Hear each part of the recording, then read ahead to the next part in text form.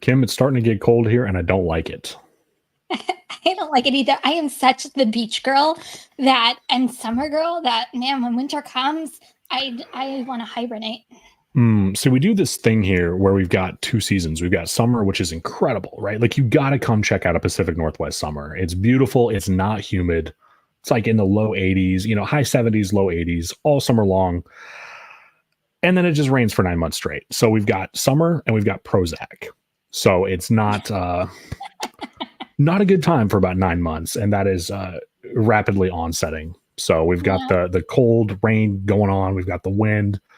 I lost power a few nights ago. That sucked. Oh, oh, no, we see all four seasons here. Like fall is, even though I hate the cold, it's probably one of my favorite times of the year because the leaves and it changing, it's absolutely gorgeous here.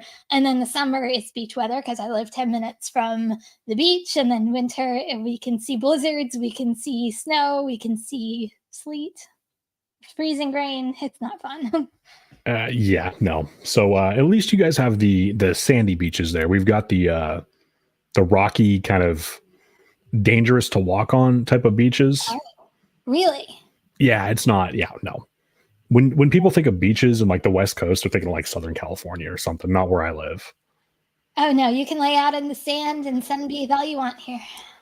Yeah, I mean you could do that, but you'd probably get cut up pretty bad. So, uh, Kim, we've got an interesting show. We got a good show.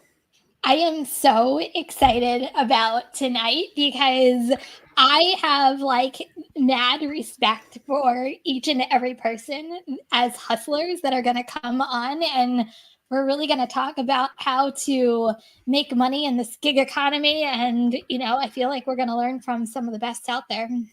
Some of the highest paid drivers out there, Yeah. specifically. So, and Kim, I've been at this for what 3.5 years now. I think you've got me beat by a little bit.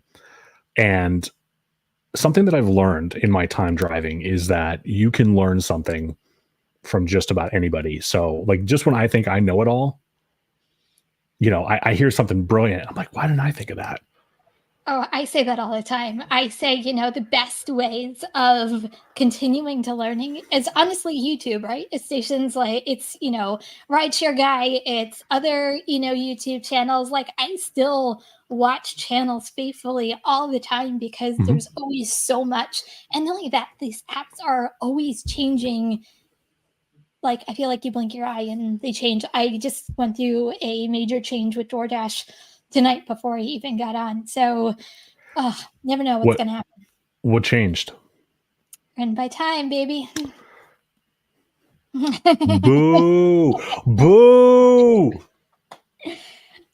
So Stay I, tuned. Stay tuned. That's all well, I can say. I might get crucified by some of the lovely folks on tonight. Who knows? I guess we're gonna find out. So we've got what, 6 guests? Yeah, we do. So that's gonna be a jam-packed show. So why don't we not waste any more time and let's start bringing these folks on. And Kim, I'll let you introduce them. Yeah, absolutely. So we're gonna bring on Red from Gig Wars Official. We met Red in Colorado, so I'm excited that she's here today. We've actually met almost everybody in Colorado here today, which is actually pretty cool that we've met everybody in person. So Red is a complete sweetheart too. She was just a joy to be around, awesome to hang out with, and great to get to know. So okay, with that being said, hey Red. Hey guys, how are you? good. Thanks for joining us tonight, Red. Thank you so much for having me and the team. So tell us a little bit about yourself, which apps you're on, what you do for Gig Wars Official. So obviously I'm Red. I work in the Philadelphia suburb market. I started gig work in 2020 during the pandemic. I was a laid off restaurant manager and wanted to get out of the house and found out that I love it and actually make more money than I did at my W-2. So here I am and absolutely a blast. Okay, and which apps are you on? I am on just about every app. My main is DoorDash. Instacart, I do not have Shipt. I think that's the only one I don't have. Walmart Spark, Curry. Oh my God, I'm at a loss right now. Uber, Lyft. I don't do much rideshare. I do those when they have promos. Um, Mostly food delivery. My two favorite apps are Instacart and DoorDash. Okay. All right. And out of the two, if you had to pick one, which would you say you consistently make the most on? DoorDash. Okay. All right, cool. And what do you do for the Gig Wars official team?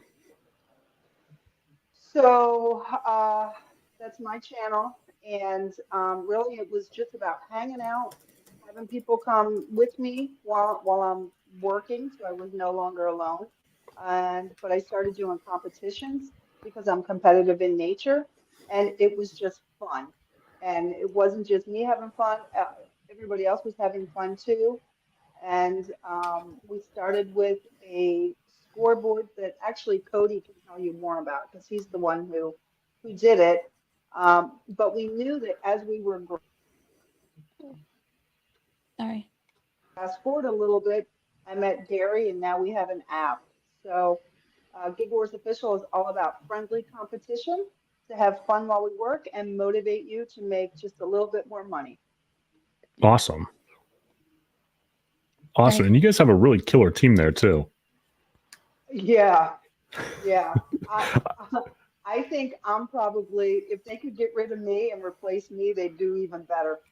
Uh, so we see the numbers you guys post. I'm just like, what am I doing with my life? Like, you guys blow most drivers way out of the water. So looking forward to the conversation tonight.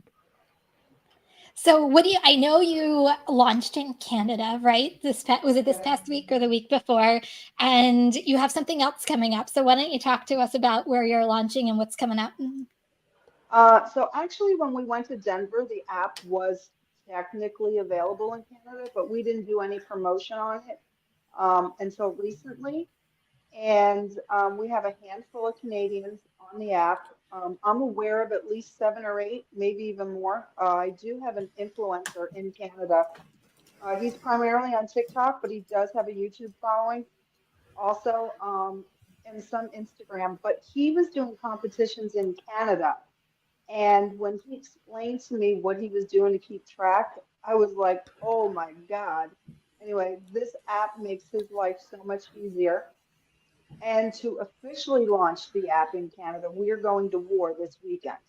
So the Gig Wars official team, the 6 drivers that you are all going to meet tonight, versus we did allow 7 drivers in on the Canadian team because he had another one and we didn't want to deny anybody the fun, right? So come on, go ahead. You have 7. We're not worried. We're still going to beat you. We gotta correct for inflation. Yeah. So The conversion rate. The event is already scheduled in the app. All drivers are logged in, and so this Saturday it's a 24-hour war. It begins at 12 o'clock Eastern time and goes through 11:59 for each of us in our own time zones. So theoretically, the war actually goes on for 25, 26 hours because we've got Felon in California and Hawaii, obviously in Hawaii. The event will be live streamed on the Gig Wars official channel, so we encourage everybody to come hang out with us in the chat. All drivers will be on panel for the duration of the war. Some of the Canadians might join in too. Because we're going to have so many people on panel, we're not going to display the score like on the live stream as we usually do. So to follow us in real time, because it will be real time. The American team has a schedule for inputting our numbers. So each of us have to put our numbers in at least once an hour. So like I go at the top of the hour, then Cray at 10 after, and so forth. So those numbers are going to be ever changing. So in order to follow the score, you got to download the app, and it's right there on the main page because it's an official war. So we would love to have you guys all like cheering us on and talking a little bit of smack against Canada. I gotta say, I love the rivalry between the U.S. and Canada. Half my family is in Canada, So I think that kind of exists in my family a little bit. It's always like the US versus Canada. Zach, you don't understand. The reason we launched in Canada first is because I am Canadian. So I'm going against my own people. Fair enough. So Fair before enough. we bring everybody else on, so what market are you? Are you in Philly, right? Okay. Always That being live. said. Always Sorry, live. I lost my earbud. That's okay. That's okay. And which market are you in? Me, I'm in the Philadelphia suburbs. That's All not right, bad. cool. So, Kim, who do we have up next? Okay, so we'll just kind of go in order. So up first is Gigan. How are you? Oh, good. How are you guys? We are Good. Thanks for joining. Yeah. Yeah, quickly tell us a little bit about yourself. If you have any social media you want to plug, which apps you're on. Yeah. So I am Josh, Gig in the Great North on YouTube. Been in the YouTube space a while, but that's my gig channel. I work full time doing W-2 work as a quality control engineer, and then I do about 40 to 50 hours of gig work on top of that. Mostly Amazon Flex is my big one, and then DoorDash, Uber Eats, Instacart, Spark, Curry, Roadie, Para, and Delivered. So you were like literally just all over the freaking board there. Yeah. Okay, cool. And which market never are you done in? rideshare, but Me Minneapolis. neither. Minneapolis? Mhm. Okay, all right, cool. So another So we big have city. the Midwest covered.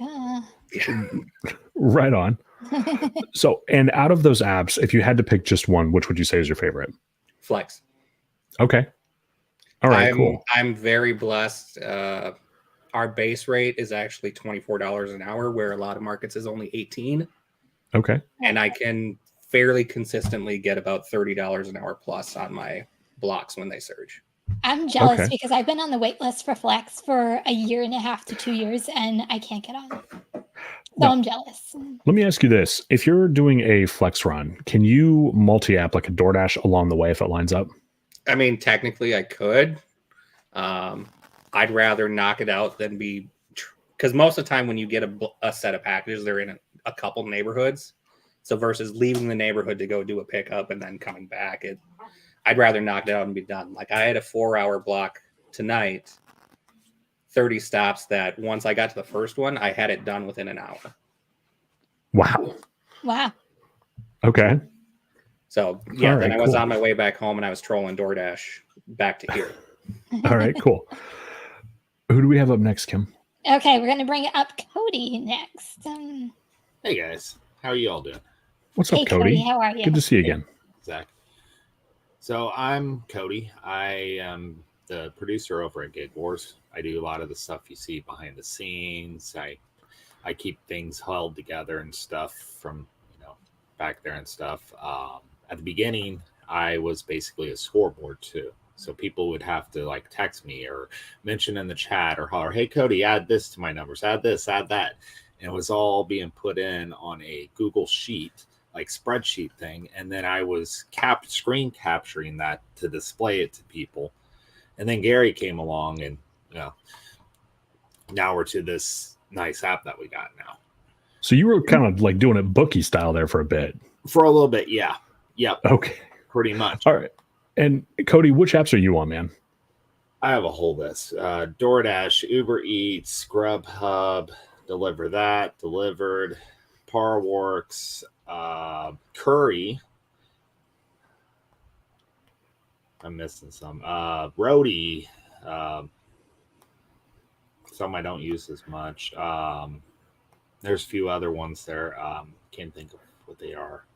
But my main one out of them is I use DoorDash a lot, but Curry and Deliver That seems to be almost over. Starting to it like DoorDash about 2 months ago was about 80% of my income, and now I would say it's down to about 50.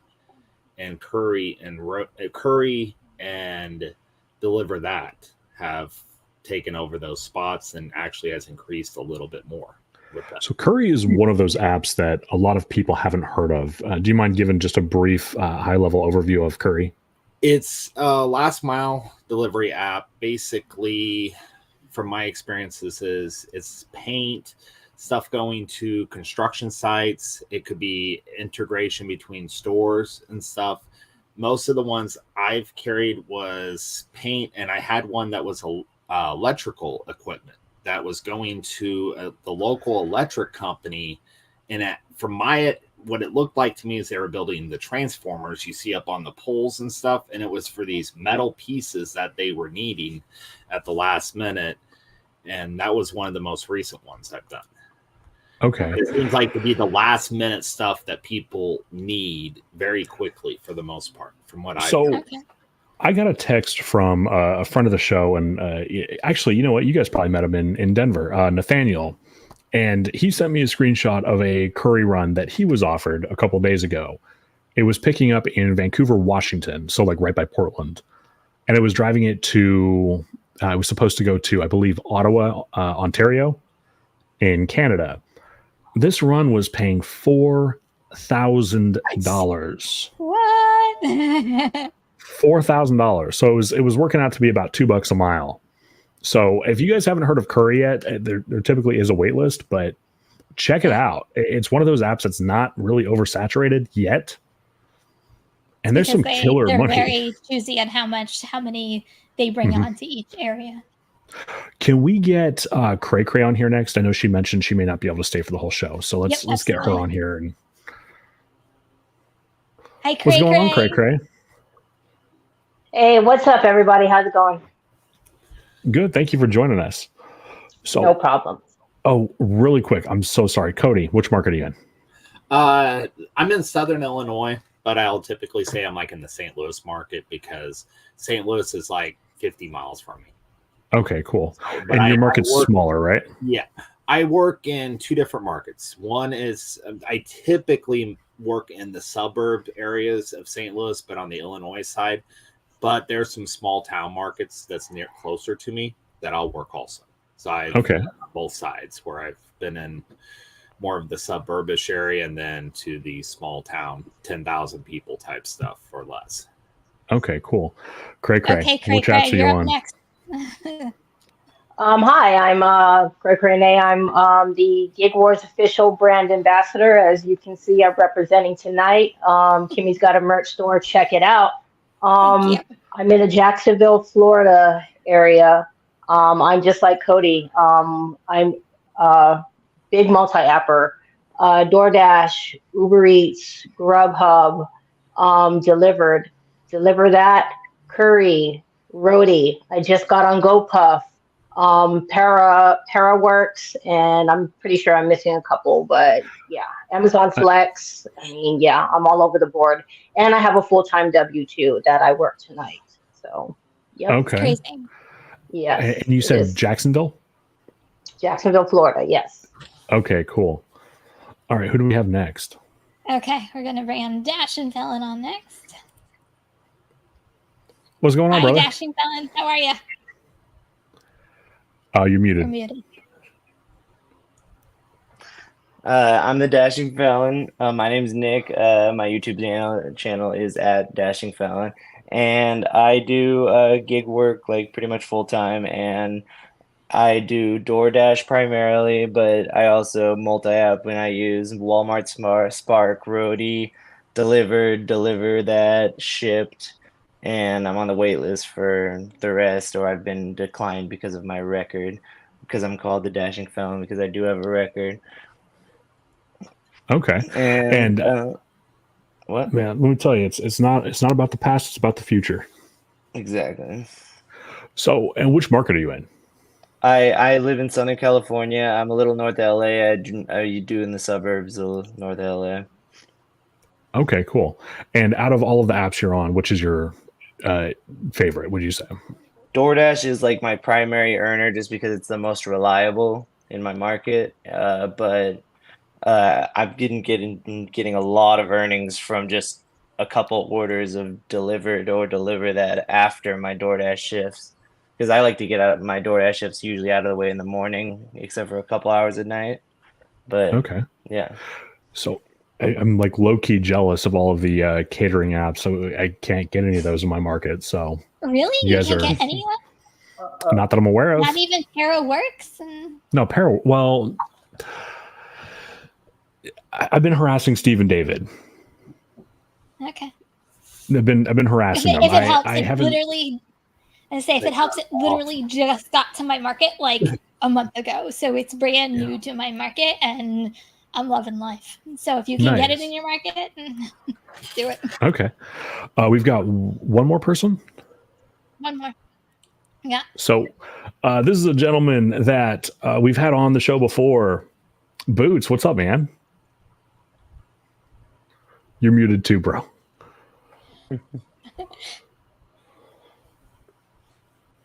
What's going on, y'all? What's going on? Man, happy to have you.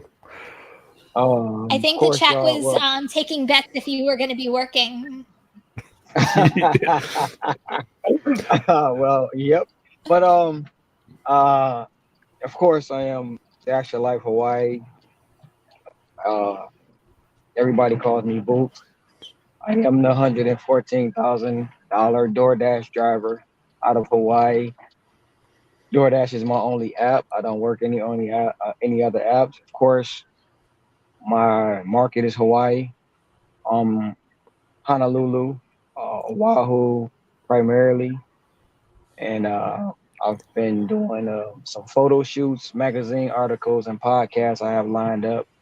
I'm also on Instagram at Dash Your Life Hawaii. I have a Facebook page at Six Fig Dasher, and I am on TikTok as the Six Fig Dasher. Okay, cool. So I we do have had another Facebook page too. My other Facebook page, which is my main page, is Ronald C. for Life Coleman. So I'm on that page. And we had such a good discussion when we had you on last time. The chat was popping. Everybody wanted to ask questions, had opinions. So we're going to do that, but we're going to do it on a much bigger scale tonight. So let's jump into something that the media specifically has been talking about a lot lately. Kim, we've been seeing news stories about the pop-up on DoorDash specifically that says that basically tells the customer if they don't tip that their order might be delayed. So I'm just curious to whoever wants to chime in on that. Do you guys think that's a good thing, a bad thing? I think it's a good thing. I don't know that we're gonna feel any effect from it because people who aren't gonna tip, they're just not gonna tip. I can tell you that I personally did that recently when I was on my way home from Canada a few weeks ago, and it was very irritating for me not to tip that dasher. Like I had to go through several steps. Now, obviously, we all knew I was going to tip her cash, but I was doing an experiment, and I received my food on time, hot. I made her to hand it to me at a hotel. Like I did everything possible to make this order not show up. Nope, it showed up. It was a brand new dasher, under 30 deliveries. So not only did she get a very generous cash tip, but she got a lefty too, because I had a little conversation with her. Like, please don't do this. That shit you just did just now, don't do it again. Exactly.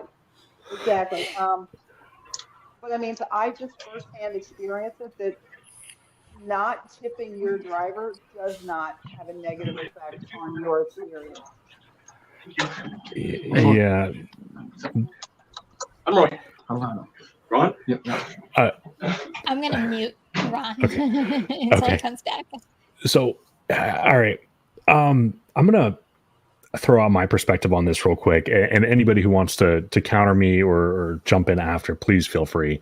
So, my market just took a a 75-cent reduction in base pay. We went from $2.75 to $2.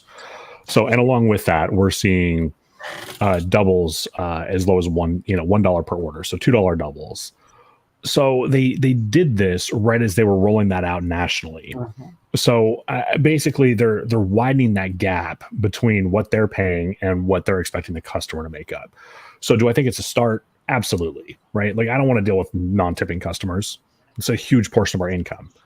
But at the same time, I also think that it would be perfectly reasonable for DoorDash to pay like a $5 base pay. I think I'm with you on that. I really am. I also think it's kind of like a way for them to, like you say, the base pay. I noticed that too. My base pay went from $250 and $225, depending on which market I'm in, down to $2. Now I am still seeing majority order split the old $225, $250 base pay, but they slipped that one in there. But I have noticed a lot of 50-cent, $1.50 tips on higher base pay orders recently. And that my assumption is maybe it's that message. So you're getting maybe 50 cents or $1.50 out of the people, which I guess is a tip, but it's not a tip, So Yeah. I'm I don't know if it's the right, to me, it just seems like if you don't pay more, you're going to get less service than the person who does pay more. They're trying to tell the customer. But some people maybe will feel guilty and will tip, which I think is what I'm seeing on those lower ones, that a little guilt comes in. But I don't know if it's going to make a big difference in the long term. I think it's just maybe a short-term thing. See, I think the opposite. I think that if someone is choosing not to tip, that no matter if you get a notification or not, they're still going to choose to not tip because that's what they were originally going to do anyway. So I said I want to see the statistics like a week, a month in, just to see how many people turned around to actually tipping. I agree with Kim, but I also think that there's some people that, like some people said in the chat, that they don't want to tip in advance. So I think that maybe putting that notification there might give them an incentive to put like a little $3-4 tip in to make their order a little more presentable, and maybe give the cash tip at the end if their service was good. You see what I mean? Like I could see that a lot. I see we could be getting more of those orders because right now we're declining those orders because we're just assuming there's no tip at the end, So it could be a good thing for us, people that like pick through our orders. That's what I think. And I have a question. I have a question for you guys. I ordered off of Uber Eats tonight for dinner. And when it went to the tipping screen, it said, "It's raining outside. Be generous." Anybody seen that? I've seen something similar. Yeah. You have? Okay. Because I haven't seen it before, even when it was raining. So I didn't know if it was new or if other people had seen that. But I was just like, wow. And they were pretty straightforward about it. They didn't beat around the bush, So, yeah. Real quick. Oh, sorry. Thank you, Lucas. Why should Dasher get a base pay if you volunteer to be a 1099 worker? You want W-2 benefits that will only affect overall regulations of your career path on all platforms. I'd love to take that one. Yeah. So, okay. We're using our own vehicles. We're using our own gas. We're on our own time and not making an hourly rate. So if you want somebody to provide a service that you could have otherwise done for yourself, then that's base pay. I always say that I wish, and I think we all say this all the time, is if they would just raise base pay, if, it would stop a lot of conversations we have with each other and other Dashers, right? It would solve a lot of problems, but we will never, I honestly believe we will never see a base pay increase. I think we're only going to see it decreasing because that's how they're making their money. Or disappear. I have several opinions on this topic. First, I want to ask the question, do you guys feel that with the props and the hourly wages that they have, is that the reason why base pay dropped? You're talking specifically like earned by time, right? No, not earned by time is one, but then you got Prop 22 out in California, then whatever they did with Uber out in New York. So I asked that question because if they have to pay those drivers. Do you think that it affects us as a whole with the base pay dropping, and that's why we're seeing a drastic drop? I think it affects the companies as a whole, but I think also the drop nationwide, that's padding them to actually be profitable for their stockholders. I have a comment on this because I live in California, and I have Prop 22, so there is a little bit of regulations on my apps and stuff. So like, but so overall, I think Prop 22 is a great thing. But the reason why I don't think it affected the companies so much so that Dasher Life Hawaii is saying is because they put in the law in Prop 22 that the companies could pass on that as a service fee under taxes, right? So like every single order on DoorDash, whether you have the Dash Pass or not, has a service fee that's a couple bucks to like up to like $5. I've seen it as high as $5 on my orders, and I don't order a lot, you know. And so there's a service fee for orders, and they were able to pass the costs on like that. So I think. But the only way they regulated the apps is that I can't like dirty multi-app. I can't pick up an Uber Eats order and a DoorDash order at the same time because they're paying me for my active time, earned by time, basically. Well, when it comes to the tipping thing, it's basically those that will and those that won't. What I do at night, when I get done with my orders or my day or my shift, I go in and I go to my earnings and I look at every order, and every order that I have always has a tip on it. It may not be the tip that everybody expects, but it has the tip on it. And as a driver, I can't say I don't get no tip, no trip, because if I got a base pay of $4 and then I get a tip of 16, I know somebody's gonna say it's your market, it's your zone. I understand that, but I will be lying saying that I don't get tips. So do I want a little extra sometimes? Yes, but does it always require to someone's financial state? No. So when it comes to the tipping, even the Post has been out since we left Denver. It has been out about 6 months, maybe 4 to 6 months. And only reason people started talking about it is because it hit national news. But when it first came out, Sarah Elizabeth did a story on it, and everybody was quiet about it. But that message has been out since about 4 or 6 months. And customers still going to tip. They have, even though they may have seen it then, it wasn't a problem until it hit the national news. Whoever's going to tip you are going to tip you, whether they tip you in cash or whether they tip you on the app. They're going to tip you. Really quick, I want to.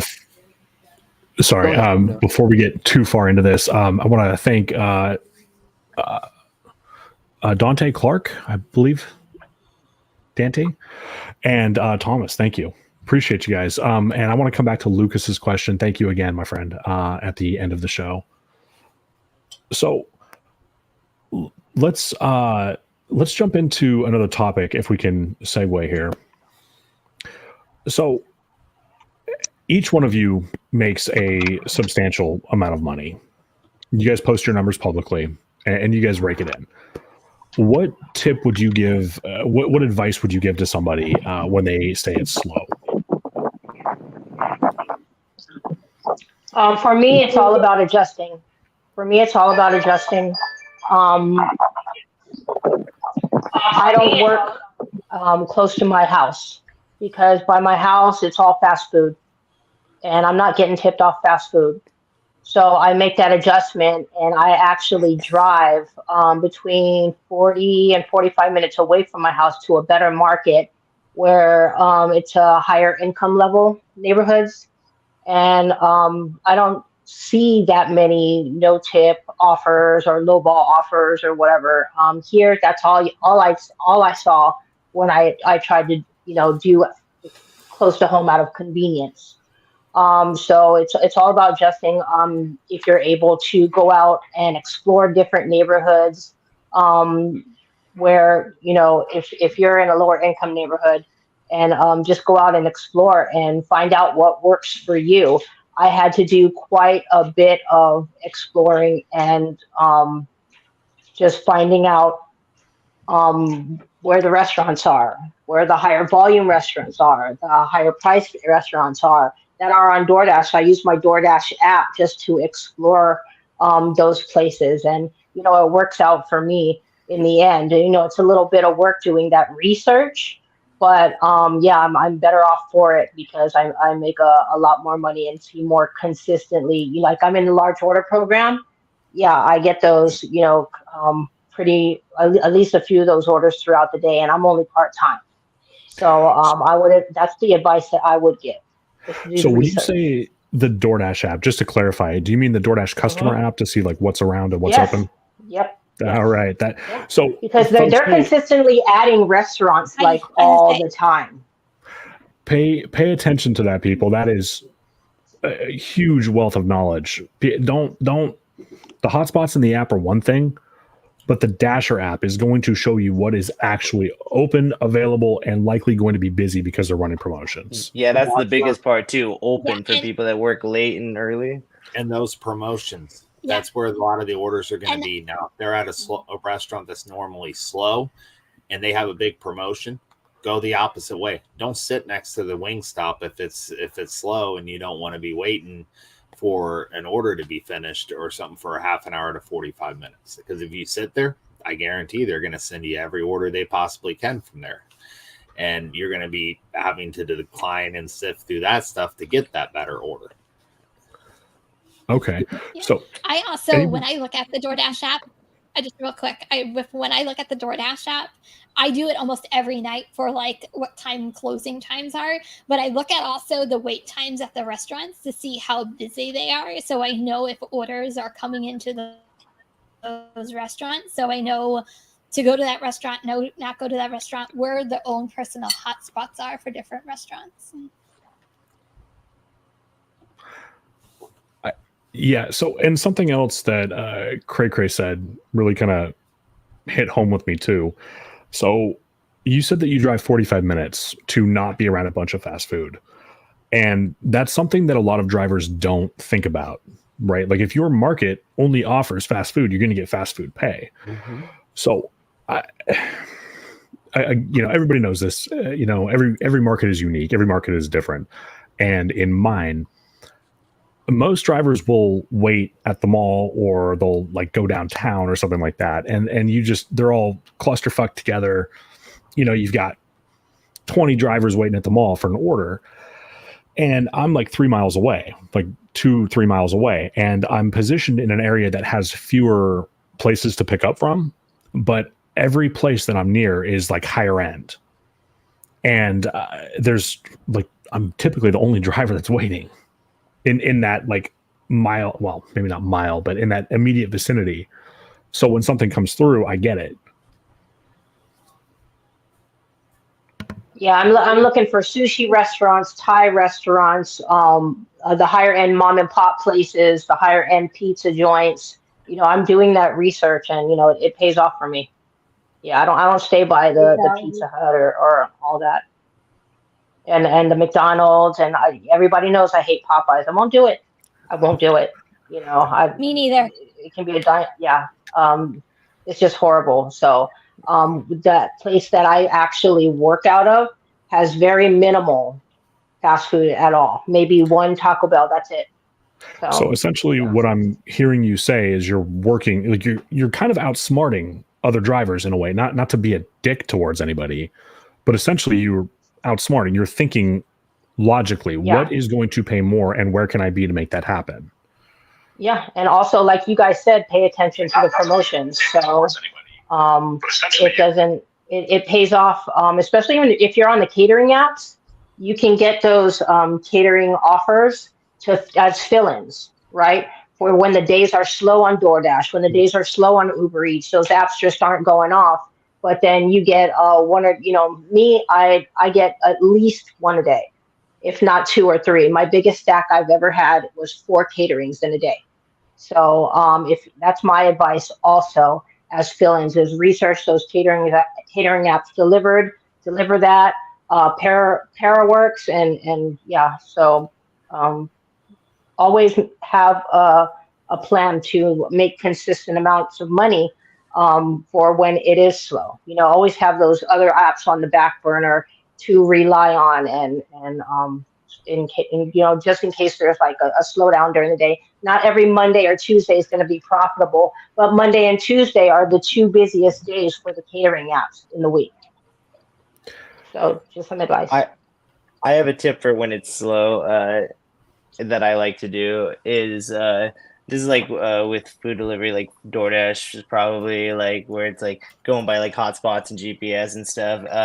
Where like if I notice that's like getting slow in my area, like the hotspots refreshed a couple times or whatever, I'll like drive in a roundabout way around my area, and I won't go to like necessarily hotspots on my path, but I'll go to a hotspot, and then because I have a wild theory that DoorDash sends you more orders when you're moving, right?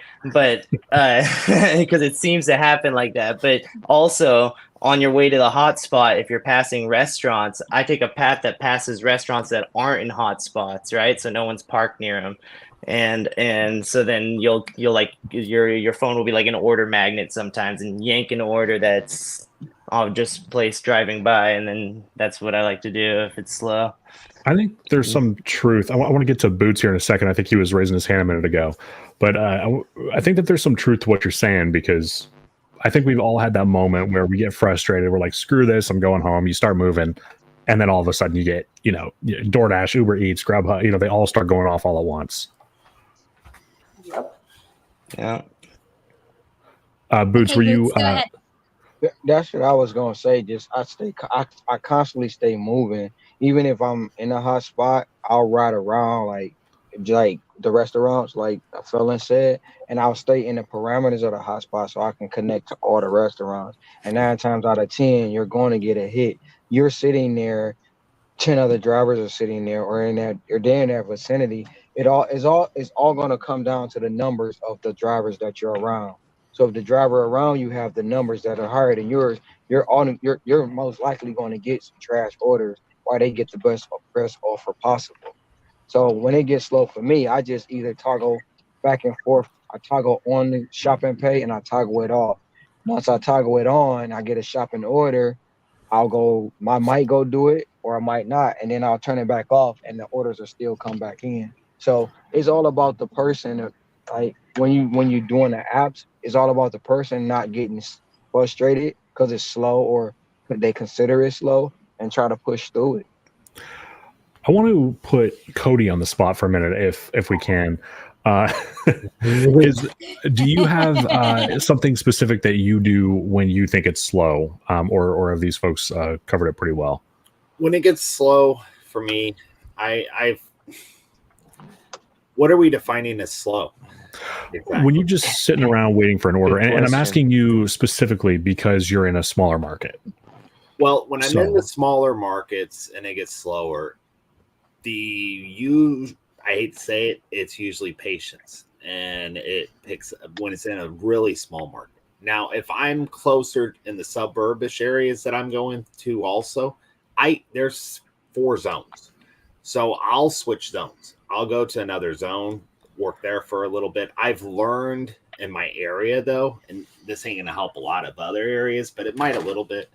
I've learned that at certain times of the day, there's going to be these slow down times in some areas, but not in others. If everybody is crowding, and like some are saying, is crowding and waiting for an order, and it is a slow 2:00 in the afternoon, 2:30 in the afternoon, don't expect to get an order.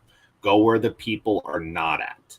And that's what I'll do. There's areas where, there's areas that no people will ever want to deliver or travel in. And whenever I can go there at those slow times, and I'll typically get decent orders. But it's when it gets to be more around the dinner time and other times, I can go back into the areas where I prefer to be. So yeah, there's a prefer to be area, the comfort level. I can't really work directly from my home. The closest area to me is about 20 minutes away. And when I want to work there, yeah, it's going to be slow.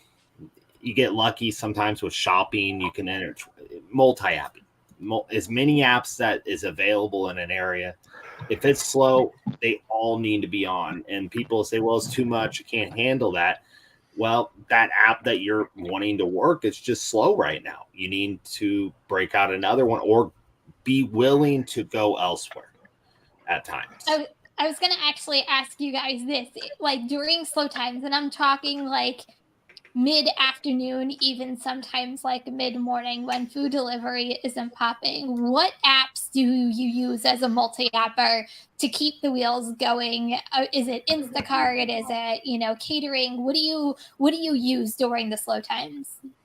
What I do is I'm typically either trying to record on my phone at the same time, which inevitably DoorDash always goes off when I'm trying to record every time. Or I'm tapping on Amazon waiting for blocks to surge. But yeah, most of the time I'm like in between because I can take my laptop from my W-2 anywhere.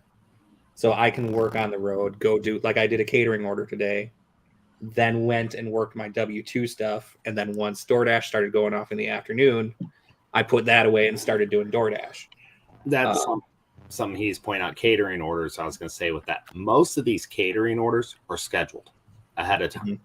Yeah. Sometimes you're getting them a day ahead of time. So you can actually revolve your schedule around them is what I usually do. I had 2 of them today. One was at 8:30 in the morning.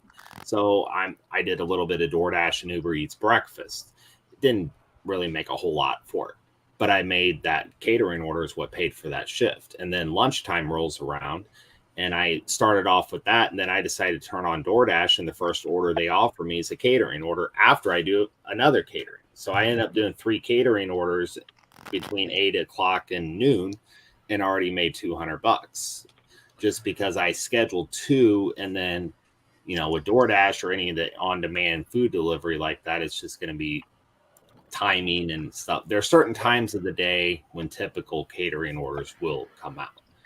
Now, there's always people order a lot of stuff, can happen at any time, but there are always times when they'll typically come out. So, Cody, when you're Boots, you had a thought? Oh, I just use DoorDash. I was going to say that I use DoorDash, and then I use mostly Walmart Spark and Roadie CVS pickups as a buffer. And I use the catering apps too. Cody, I'm curious, when you're driving in a small market, well, I guess the actual question is, what's your acceptance rate on DoorDash? It fluctuates. I do the Top Dasher thing for the ability to go online anytime I want to. So, because in that smaller market, even at the 3 p.m. schedule, I like the convenience. If I have stuff I have to do at home at times to go there, I'm dealing with family stuff right now too, and being able to stay close to home at times can be very useful. And I can do Spark, DoorDash, Instacart there. I can't do Uber Eats or Grubhub though, but I can do the others there. And Spark seems to be pretty decent over there. And then DoorDash is this kind of secondary there at times. So what was the question again? Exactly. I was curious what your acceptance rate is roughly. Like I said, it fluctuates. Okay. Right now I'm like 42%. Okay. It's the middle of the month, and yeah. Okay. Now, one thing about us, every single one of us is a Top Dasher, and every single one of us is in the LOP, and every single one of us will do anything we have to do those last few days of the month within reason to maintain those stats. So that we and most of us are prioritized for shop deliveries. That's something I believe actually takes the most priority is the shop and the LOP. Because when I'm at a lower AR, that's all I see. And I like doing shop orders. I actually do. Most of them pay pretty decent. That's where I make a lot of my money from DoorDash, is shop and LOP. And when I drop below 50, that's all I see. I do not hardly ever see food orders. I just see shopping order after shopping order after shopping order. And then here's a catering order. Now here's a shop. I'm going to see some $2 ones just pop in there that no one wants. So, and then when I get above 50, I see all the 5s, the 6s, the food, short run food orders. I start seeing. So that I do notice some differences between it. But when I like to do shopping more, I don't really, I figured out that's the best way to be getting the most shopping orders. So I'm curious, for anybody who does shopping orders, have any of you guys just had some really weird shit ordered that you're like, I don't know if I want to check out with this? Yes. Yep. Of course. CVS, they got the KY, the vibrators, all that stuff. Hey, see, it's not really checking out that concerns me. It's when I look at the order and see if it's handed to me or leave it at my door, I'm like, sometimes I'm like, these people have the audacity to check hand it to me when they ordered this shit. I can't even believe it. Excuse my French.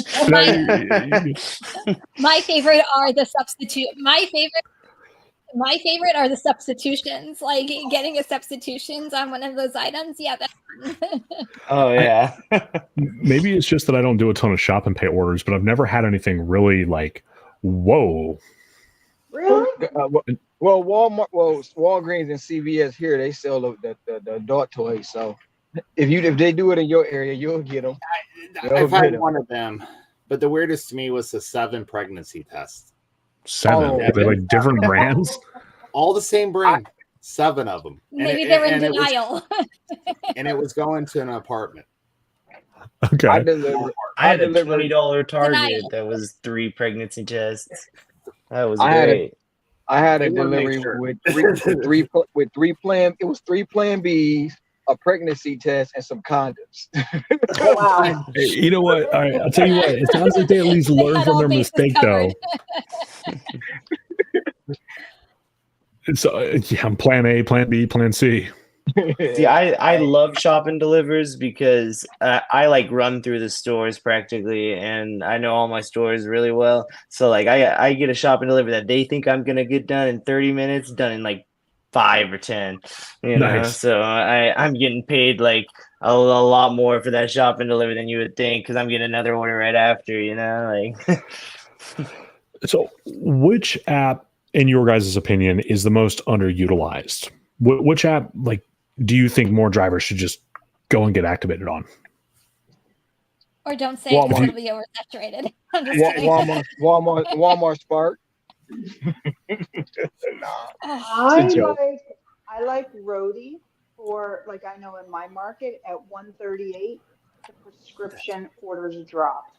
So if I can get like a prescription route, then I know I'm golden. I think my best one was done in under an hour, and it was like $54. Easy breezy.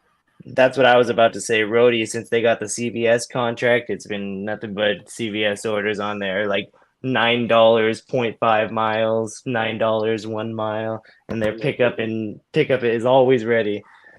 The early morning Home I Depot can't runs get on Roadie. or long run airport luggage deliveries.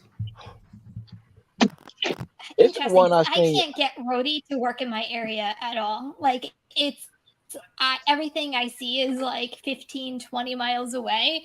And it amazes me because how close I am to like the tri-state area, but I can't get anything on Roadie by me. Are you going just off the notifications or are you actually looking at the app? No, looking at the map. Okay, yeah, because I don't ever get notified for anything in my city ever. I only get notifications from other cities. I have to look at the app and refresh all the time just to see if I can pick up anything. And I just use this as a buffer. I make like $30 a week off this, maybe. Yeah, I scope them out because I live 30 minutes away from the city, so I drive up there every day. I scope them out and I'll try and offer on one before I even leave the house. And then as soon as if I get it, then I'm out the door. Something you said struck a chord. I've looked at Roadie and I've seen SeaTac at the airport in Seattle. Mm-hmm. You can keep yourself busy quite literally all day. Oh yeah, with those luggage runs, and sometimes those can pay really well. Especially if people are afraid. That's why I do the longer mileage ones, because people are afraid to take that longer run. Because yeah, it is more time, but it's all highway. 90% of it's highway, and your cost is through the floor. Especially now that I got the Tesla.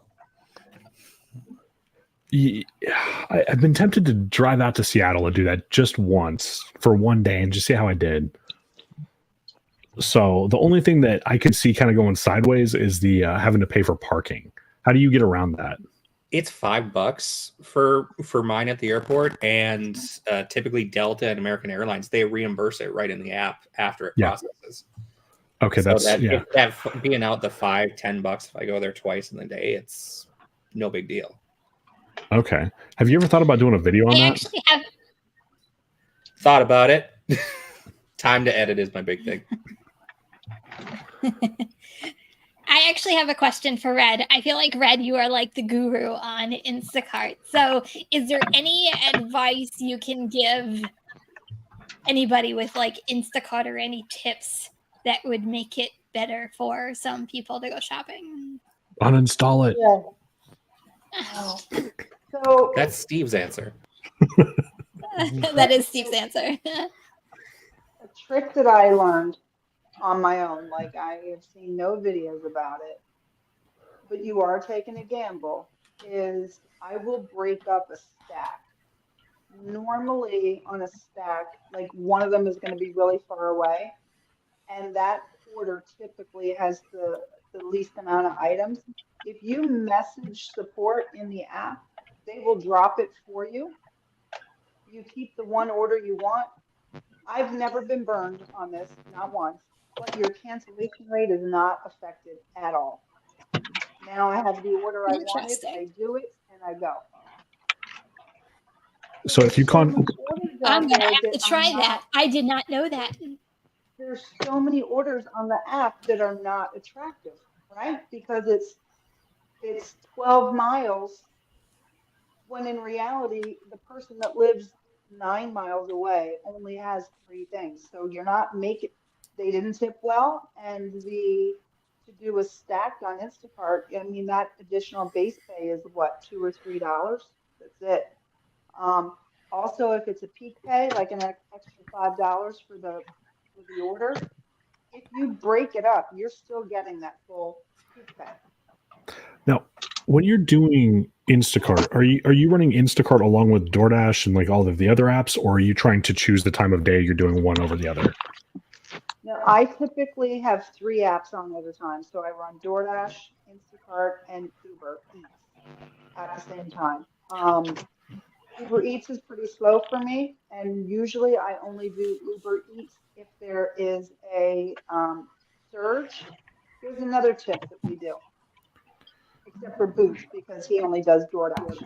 So if you have rideshare in your Uber app, what we do on this team is we turn on Uber Pets because you're almost never going to see an Uber Pet run. But if there is a rideshare surge and you've got Uber Pets turned on, you are also going to pick up that surge on your delivery orders. Really? Yeah. So, okay, hold on. I got it today for a shopping order. I bought 3 things. I bought 3 bananas, a bag of potato chips, and a case of soda. Total trip was 4 miles. When the guy gave me an additional $5 tip, I made $29.04. So if I'm understanding correctly, if you can do rideshare, enable Uber Pet, and even if it starts surging, even if it's a delivery, you will still get the surge. Correct. Huh. Just taught me something new. I didn't have know that. Uber X, never even turned it on. Same here. So so when it's surging, would it only be surging for like Uber Pet, or would it be, sorry for my ignorance, I've never done rideshare, so this I don't know. I'm sorry, can you repeat? My earbud fell out. So is it surging for Uber Pet specifically, or is it just surging for rideshare? And because Surging for rideshare. okay, and because Uber Pet is part of rideshare, you're like, so you can have rideshare disabled but Uber Pet enabled?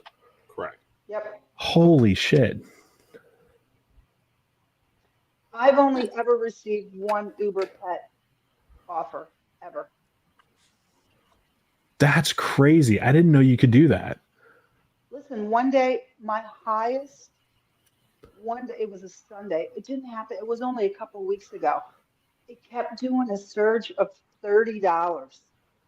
I made like $120 on Uber, like that, in I think 4 runs. One of them paid $39.40. That's crazy. Wow. I know, Just real right? quick, I just want to do some of the super chats real quick. So Yeah. Thomas. Thank you. Hey, Steve. thank you. Yeah, serious knowledge. Y'all gotta hang out with Steve us on with a bunch of E's in there. Video, and we'll find all this out. Thank you, Steve. Appreciate you, man. So I'm I just think our still kind minds of just blown went away. like, Yeah. no, I think both of our minds just went. I remember a trick back in the day. It doesn't work anymore, so I'm not gonna say what it is and get a bunch of people deactivated. But there used to be a way to keep your surge and still get rid of orders. But that's crazy. Thank you, Red. You're welcome. How do you guys set goals? I have a spreadsheet. Do you have like a specific dollar amount? You have a Cody. Do you have a specific dollar amount in mind that you want to earn for the day, or is it like hour by hour? How do you guys go about this individually? I have a goal for a day most of the time, and typically during the week I split it with my wife. Okay. It's purely driven by just covering our needs, covering our bills. I'm like Okay. that a little bit. I'm paying off. I'm like with Gigan. I'm paying off my debt and stuff right now, too. And I have my daily goal, which is $200 to $300. I'd like to make in a day. I'd like to make like $500-600, but being realistic, $200 to $300 for a realistic goal. But then I have a weekly, I have a yearly, and then I have like, this is how much I owe and how much can I pay off on it type goal too. So there's short-term and very long-term goals I have. I want Boots and Red to answer this, and then I want to come back to Dashing Felon last because I want to ask him the same question with a slight twist. So, Red, how do you have like a daily goal in mind or like an hourly goal? How do you go about it? I like to make 200 a day. Sometimes I do, sometimes I don't, but I don't stop. So like if I get to the 200, I don't turn my stuff off and go home. I keep working. I work based on what makes me comfortable. Like, I don't like to work in the dark. So now that we've had the time change, I'm coming home usually at 5 or 5:30, which means I'm supposed to get up earlier and start my day earlier. That hasn't happened yet, but it's going to happen. It'll happen next week. But Okay. yeah, I like to make $200. And so I will, if it's a slower day, I will adjust the orders I take to meet my goal, right? Like, seriously, like, I don't like to do it. I hate it, but I will take a 425 going 3/4 of a mile. And when I started to do that, what I learned was usually they will stack me with another 425 or $5 going about the same distance. So now I'm more at what I would prefer to take, $8 or $9 for 2 miles. So Okay. I make modifications based upon how the day is going. Okay. And how about you, Boots? Oh, well, it's just trying to outdo myself. So my only competition is me. So every day, my morning goal is 2 before 2, depending on when I start. But in my mind, it's still 2 before 2. I started at 8 o'clock this morning, and I still want to make 2 before 2. But I know I need 4 hours to make $100. So I just want to beat myself. I want to do better the next day than I did the day before. So that's my goal. Yeah. I mean, right now I want to do better than I did last year. So I want to make more than 114. I'm going to make more than 114. I'm going to make more than 114, but my goal, like I said before, my goal was to make 100,000 this year. I exceeded that last year, so now I have to exceed my goal last year that I had for myself this year. If it makes any sense. Okay, for sure. And so finally, I want to ask the same question to Dashing Felon, but like I said, I want to throw a little bit of a twist in there. So you're in California. So you've got Prop 22. How do you set goals for yourself, and does the Prop 22 pay affect how you approach your goals? The Prop 22 pay does not affect how I do anything in terms of goals, order acceptance, anything like that. How I drive, nothing like that. I set goals. I usually set like the $200, same around $200 a day goal. Sometimes I hit it, sometimes I don't. Sometimes I get way over it, but depending on the catering apps I get. And then I like to set like a weekly schedule. Since I do this full time, I like to set like a loose schedule in 3-hour blocks when I think it'll be busy. But sometimes like you'll have to make a call, like drop one block because it's not busy, and come back out another time, something like that. With DoorDash, I'm real strict with it because I think it's like keeps track of this stuff. If I turn it on, I keep track of what time I turn it on. And then if I set a goal, like I'll set a $25 goal, but like a $20 an hour minimum, like in hours I've been out minimum. Okay. And so if I don't hit that, I stop the app and I end the dash, and then I'll take a break, go home, take a break, couple hour break, or come back out when it's busy or something like that, and then I'll start it up again, and then I'll notice I'll get better orders the next shift out. And then sometimes, now that I've done that so many times and I've done like almost 2,000 deliveries on them, doing that all the time, I'll notice like I'll about to hit the 2-hour mark, and then it'll send me an order that takes me exactly up to $20. And I'm like, I guess I'll take it. This will take me 10 minutes and it'll take me up to my minimum, and like, so I think it keeps track of that stuff for real. But that's pretty much it. So do any of you guys have, a business mindset? Like, what am I trying to say? Like, think like a business. Like, do you run your days like you're running a business, I guess is what I'm trying to say. All day long, for the most part. I mean, if you treat it like a normal job, you're clocking in, you're clocking out, you're limiting yourself. It's the way I feel. If you treat it more like a business mindset, sometimes a business knows when they, you call it for a day, or if you need to push it more, because if you have people coming in, like say you're running a just like a normal business where somebody comes in and comes out, if you have customers that are coming. So in our case, we have customers that are coming to order food, order different products, different things outside of food. Even if they're there and they're willing to order and they have the time is there, yeah, you definitely have to look at it as a business. If you look at it like a job, well, it's 5 o'clock, time to clock out and go home. But I understand also, you don't want to be out there 24 hours a day working either. Some will, some won't. So you want to try to accomplish what you want to accomplish in a set time also. So I've learned to split that a little bit for myself. I have my $200 a day goal. So I'll drive 45 minutes to an hour away to make my $200. Now, once I make $200, I'll come closer to home. And I might still work, but I'll be more casual about it. I'll be, not so much, so I can be more relaxed about it but I'll still continue to make money at times. Or if I just want to come home, I'll come home. So what, in your guys' opinion, is one of the most common mistakes that drivers make? Not researching and not being willing to experiment in different areas. Entitlement. I let DoorDash take me where it wants some nights. Whenever I finish an Amazon route, I turn on DoorDash there. That's why I do Top Dasher, because I never know in which zone I'm going to be in any given day. And then I just work my way towards my preferred areas. I may find somewhere new. That's me with curry. I'll do that.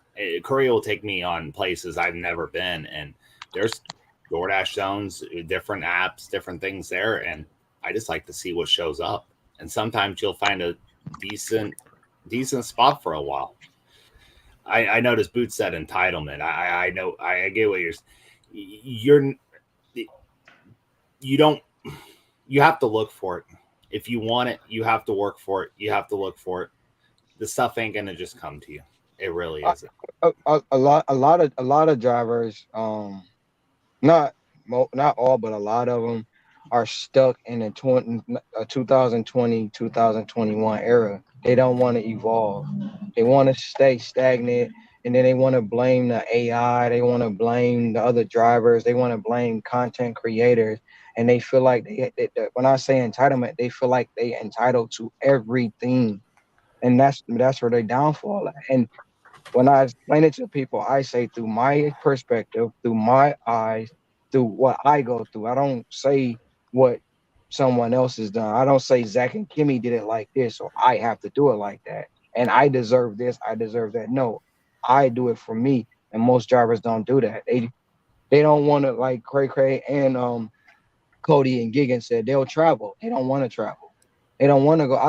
I'm not saying go 2 hours, 3 hours, but if you have to, some will, some won't. You know, that's what it is. It all plays a part into that entitlement zone. I've seen a lot of drivers walk into the store, shove the phone in someone's face. Like, that's rude. Yeah, that's rude. You know, Yeah. that's rude. You know, I seen them come in there yelling at the person. Like, all you got to do is hit unassigned and leave. So, but yeah, entitlement is the number one problem that most drivers have.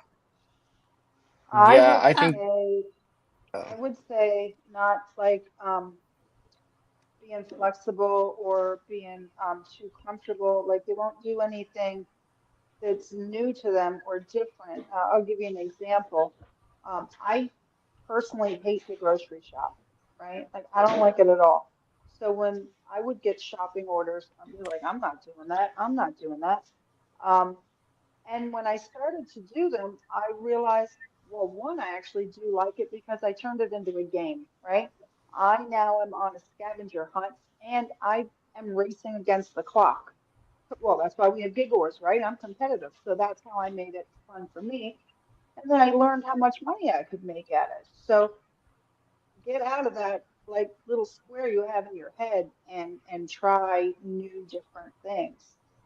I know so many drivers who are like, I'm not going to shop. I'm like, okay, you keep declining it. I'll keep doing it.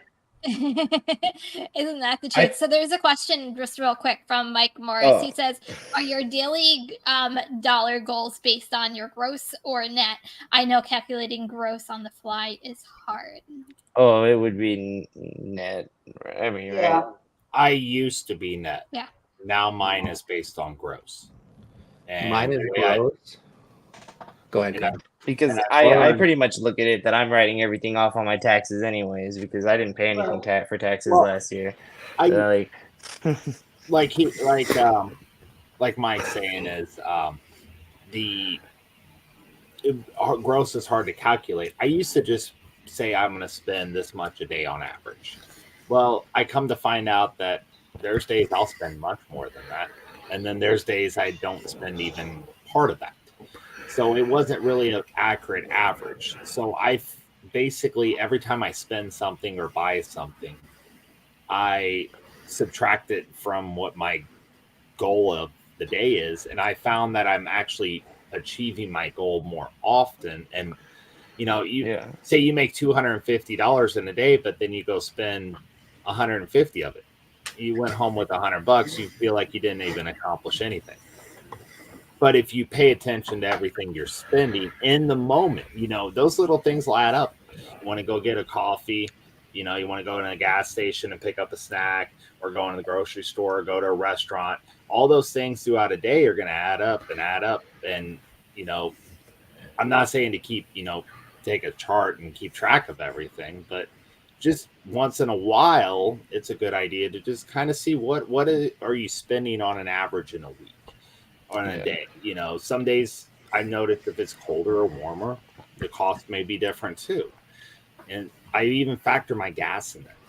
And after I started factoring even gas, you can really look and see, it's like, wow, I actually spent that much money, but then it makes me look at it differently. Now I want to make this much in a day. I want to make this much in a day. So I have to make more than that in order to get that. Now, when I talk about my earnings or whatever, that's usually based on that. Yes. But in reality for myself, I keep track of it based on a gross. So Can I do answer you about the guys? mistake? Yeah. The go biggest ahead. mistake. I think the biggest mistake that people make, other than the thing about areas, like not wanting to travel to another area and try out another zone and stuff, other than that, what other people said is that thinking you work for these companies, Oh, right? yeah. Like Oh thinking yeah. that you're an employee of Uber or you're an employee of DoorDash. No, you're your own employee, and you are using these apps as a tool to give you gigs, right? And you get to pick what gigs you want to do. So and you might have to play certain games on certain apps, like the acceptance rate game, if you want to stay top dasher and maintain your priority on DoorDash, yada yada yada. You might have to do that to play some certain games on your apps, but you do not work for these companies, So when you think of it like that, it makes it easier to decline bad offers and stuff like that. At what point do you guys just say enough is enough? I'm unassigning the order. Depends on the value of the order, I guess. Can you elaborate on that? Yeah. So, let's say you accept an order that's going, we'll call it 2 miles, that's paying $10. You've been waiting 5 minutes and you're kind of starting to think, okay, at what point am I leaving without this order? Basically what I'm looking for is your thought process with unassigning. Well, As it my depends wife on. said, how rude the staff is. That's what I was gonna get at. That's what I was about to say. Like, it depends on the establishment. Like, if I'm in there and it's comfortable and everybody, first of all, if I walk in and you greet me, I'm okay. But if I walk in and you look at me like I'm small, I'm leaving. I'm gonna unassign it right away because I know what your attitude is. Like, I don't. If I stay in there more than 5 minutes, I'm already invested. So 9 times out of 10, I gotta stay because I'm already Yeah. done wasted 5 minutes of my time. But if I'm in there and I walk in and the attitude is bad, I'm out the door. I'm not, because I don't want to argue with you, make your day even worse, because what you going through has nothing to do with me. And then I might be missing that lopper, as y'all call it, that lopper that I could have by taking this $10 order. So, but it's basically the merchant and how the employees treat me when I walk through the door. I make if my CR is where is higher than 95 and it's the end of the month, or whatever, or it's the beginning of the month or whatever, I decide whether I'm gonna unassign the order, how long I'm gonna be before I ever enter the store, and I go by the time. So for $10, right? Since I want to make $25-$30 an hour, I would go a third of an hour. I want to spend 20 minutes on this order max, right? 2 miles would be 2 minutes of driving, maybe 3. So I have 17 minutes basically that I would wait on the order for $10, maybe. If, like you said, the restaurant seems like they have things in process, But and then I would ask for an ETA right when I get there and probably try to unassign the order right away if it was looking like if it was taking longer than that. Or Now, all of you guys are in the LOP program, right? yeah. Yes. So you guys have to maintain a certain rate in order to stay in the LOP. So you ever get to 95%, you're like, oh man, I have to stick this one out. Only in the end of the month. I have once, and I didn't like it. I mean, right now, mine's 92% completion. That's too high. So But yeah, I do got one more thing to say. If it's a plus sign, I'm just gonna shut up and be quiet. Okay. One of my I've unassigned a plus sign. I don't know the exact number off the top of my head, but my highest paying DoorDash order was $190. It came in as $42 plus, and it was Chipotle. Now you ask, how long am I willing to wait? I waited 2 hours for this order. I remember that. Something told me not to leave. I'm gonna have to say it's gut feeling. Really, the staff were not the nicest in the world at all. They Never are. They didn't even put it in boxes. It was all loose bags. It was like 300 burritos, and they Whoa. made it when I got there. Did not have it ready. When I go to deliver this, something's telling me to hold on to this order. After I deliver it and I hit the complete delivery and it goes up to almost $190, I'm like, Okay, then well, it's that worth wait it right was there. well worth it. Look, I'm And not I even was on my pissed off way at the staff home. anymore. The order Yeah, came right. in. I didn't turn the app off, and the order came in as I was heading home. I was already 4 miles outside of the zone. Forgot to turn it off where the yellow bars at the top of the DoorDash app saying you've traveled outside of the zone. And I had to turn around and drive all the way back to do this order that came in. It was, I mean, at the $48, it was I think it was like $3 a mile, maybe. I mean, I was a little distance away. So, I mean, that was a drive. But then after I did it, it's well worth it. But then I've unassigned after 5 minutes waiting on a Buffalo Wild Wings order because the staff didn't even want to. They kept wanting to go play on their cell phone, and I knew before it was ever coming. So I don't, you ask that. I waited 2 hours for a Chipotle order that paid like that. So And I didn't know it was going to pay that till after. I got another quick tip for you guys, anybody in the chat. So something that I've found works well when you're waiting at a restaurant, if you say realistically, how long is the wait? Just adding the word realistically almost always gets me an honest answer. That's what I do every time, pretty much. I try to like go in there and say, how long is it going to take realistically, or like you're saying, like, or try to say it real soft, like, and if they say 5 to 10 minutes, I'm out of there. On the smaller orders, because I know that means 15 minutes. Yeah. So, Cody, was that your biggest order you've ever done? On DoorDash, yes. My biggest I've ever done was close to $400 on curry. And it was an over. I picked it up at around 5:30 at night, and I had to deliver it at 7 a.m. the next morning. So they paid me to hold it overnight. Cody, wasn't that the same day as the Chipotle order? Yes, it was the day I delivered that order. Wow. I went to a different zone. I was, working there for a little bit, and then I came back into my normal zone, and I figured, no, let's just turn it on and see what happens. Declined a few junk orders. And I'm like, I'm going home. When I went home on the way home, that's when that Chipotle order came in. And I was like, this is too good to be true type order. And it was to me. And then today, or not today, it was 2 days ago, I'm right by Chipotle again, and they send me, and I wasn't even trying to get an order at 9:45 in the morning of all.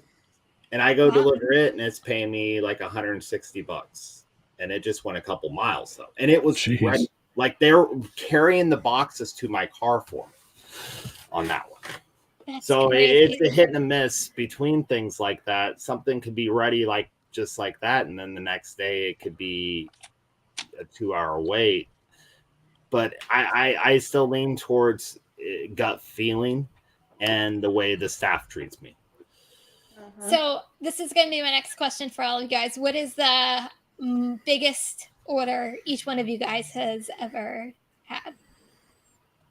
For me, was also Chipotle. It paid, I think the total payout was $109. And that day I had 2 Whoppers back to back. So I think I made like about $160 in an hour. Damn. On DoorDash, I think it was $70 on a sushi order. Ooh, impressive.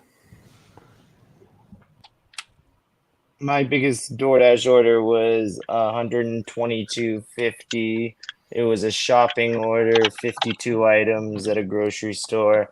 I got the shopping done in about an hour. It took like 20 minutes to check out, and 15-minute drive maybe. So Yeah, $100 tip, $22 base pay or whatever. That So, customer knows Nice. what's up.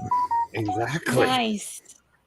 but Boots, it, what about you, it man? was funny, right? It came across as 121.50 plus, right? So like DoorDash is the only app that can make you feel let down over $100 tip, right? Because it only went up $1. And like I was like, well, how much is this gonna go up? 121 plus? My excuse me, mine was $280. It was a shopping order. Oh, Yeah. It was a shopping order. It was during Christmas of 2021, and I took it. I accepted it for $100, and I shopped it to have 4 buggies full of stuff. I pulled up, started unloading it. The guy like my wife and his book, he's saying the words and stuff. He handed me some money, and I didn't really pay attention to it. Got in the car, it was $150, damn. Wow. and then he tipped me on the app 30, so it came out to 280. Wow. Yeah. Man, there's Sounds some fine. customers that just make it all worth it. Do you Yeah. ever feel like at that time when someone tips you that well, like you should go back to the door and like say thank you? I tried to, but the ironic part about it, I tried to go back, but they live in an apartment where you can't go, and then once you leave, the number goes away. You can't text them or nothing. But I know them. It's Tom and Gretchen. I know them because I deliver to them all the time. And when Oh, I next time never forget my high tip for customers. Yeah, the Oh, next yeah. time, No. next time I seen him, I was like, "Thank you, I appreciate it." And yeah, they always tip well though. They always do it. But that day was like, whoa. I also That's had awesome. a $200 order for 6 bottles of champagne. Nice. It was a bachelor party, and they ordered 6 bottles of Dom Perignon. The receipt came out to $1,500, and they gave me $200 tip. Oof. Man, talk And that about was- expensive I'm taste. like, And I oof. bought that at, and I bought the Dom Champagne cake. Perignon at, I bought the Dom Perignon at Safeway. I bought it at Safeway. Yep. That's like the kind of moment where I'm always tempted to be like, hey, can I come hang out? I've been asked to hang out with people. I've been asked a lot of stuff. I just decline it because I don't want to take the chance on ruining what I got. That's fair. I've never done it, but they've I'm never just been curious. cute. So Were the associates at the store like, you're buying 5 bottles? No, it was 6. It was 6. The lady was so like, she started to be, I walked in, I was, shopping, and she was like, because they had to keep the last 3 in the back. She running around acting like they didn't have it, but the store manager I knew, and I had seen him. I'm like, look, she been looking for this order, these last 3 bottles for like 20 minutes. Can you help me? And he like, they right there in the office. When the office got the last 3 bottles and help me get out of there. But she didn't want to sell me. She didn't want to sell me the last 3 bottles. I don't know why, but she had an attitude. But I'm like, I'm not leaving. The guy wants the order. I didn't know it was gonna be $200, but he want the bottles. I'm gonna get it. yeah. So I think we're about ready to wrap up here. So we forgot to mention this in our last show. So for the time being, we are going every other week. So there will be no show next week, but you can catch us the following week. And then we're going to follow that pattern for the time being. Let's go in line and have everybody kind of wrap up and remind people who they are and where they can be found. So Gagan, let's start with you. I think you're muted, my friend. Yeah, muted on my mic. So yeah, I'm Giggin the Great North on YouTube from Minnesota. Working on paying down $500,000 in debt, and we're hopefully start actually making content here regularly. It's a good niche to be in. Boots. I am Boots at Dasher Life Hawaii. I am the 114. I'm just gonna say I'm the 6-figure dasher. I can be found on Instagram at Dasher Life Hawaii. I can be found on TikTok at 6-Fig Dasher. I can be found on Facebook at 6-Fig Dasher. Aaron Ronald Cialis for Life Coleman. And I also can be found on YouTube at Dasher Life Hawaii. I have I have an article dropping. I have 2 articles coming out, but I have one coming out December 7th in the Hawaii Business Magazine, and I have another one coming out in January for delivery drivers of Hawaii. I have 2 podcasts coming up. One's December 7th, and one is December 18th, I do believe. The one December 7th is with the Rideshare Rodeo. Okay. All right. Those are and I'm gearing up. Well, I'm already geared up. We'll be doing 20 hours on Saturday. It's time for war. Let's get it. All right. Dashing Felon. I'm the Dashing Felon. I'm an ex-con gig delivery driver. I'm an ex-addict too, and I now I just do gig work full time. I also do YouTube. I can be found on YouTube. If you go at Dashing Felon or just search the Dashing Felon, you'll be able to find me. I do ride-alongs and I go on live with all these guys all the time. So, and that's about it. All right. Cody. And I'm Cody. You can find me typically over at Gig Wars. And if I'm just always out working, typically paying off debts, doing all that. And I enjoy time with my wife and stuff. A lot of times we're out there together. Sometimes we're doing our own things, but always fun and stuff. All right. And Red. I am Red. You can always find me at the Gig Wars official channel. We also launched a new channel, Gig House Official. We'll tell you guys more about that later. I sure would love for everybody to come hang out with us this weekend and cheer us on. It will be a lot of fun. I promise you, you will hear a lot of cursing, swearing, jokes. You will see us doing orders we would never normally do just to get it in. And there will be a lot of laughs. So please come hang out with us.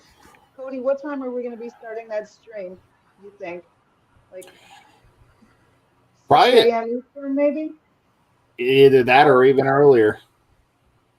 Yeah, so we'll post what time it'll start, but yeah, we would love for everybody to come hang out with us. Gig Wars Official. It's available on iOS and Android. If you want to challenge somebody that you know, like I can make more money than you, and they're like, no, you can't, there's a way to put it to the test. Zach, you're going down. All right, Kim. All right, we'll see. So I want to thank each and every one of you for joining us tonight. The knowledge is incredible, and thank you. You guys seriously dropped some knowledge bombs on us. So thank you so much for joining us tonight, and everybody in the chat. Thank you for being here. We appreciate you. So we will not see you next week. We will see you the following week. Thank you guys so much for having us. Yeah, thank you. Yes, thank you very much.